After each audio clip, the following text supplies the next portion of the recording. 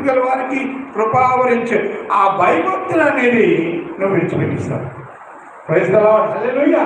ఇక ఎప్పుడైతే నువ్వు విడిచిపెట్టేస్తావో ఒకటి తర్వాత ఒకటి నీ జీవితంలో వస్తూనే ఉంటాయి.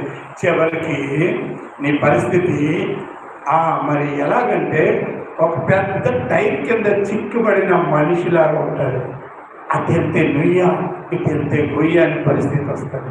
నిజంగా ఒక క్రైస్తవుడు బాగా బ్రతకాలంటే ఆయన ఆజ్ఞలు మీరకూడదు. ప్రైజ్ ది లార్డ్, హల్లెలూయా.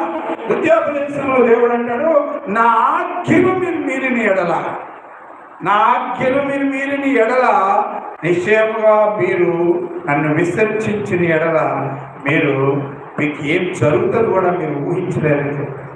కాబట్టి దివారాత్రము బైబిల్ చదువుతూ దేవుడి ఆజ్ఞలు పాటించండి, మనుషుల ఆజ్ఞలు మీరు పాటించకండి దయచేసి.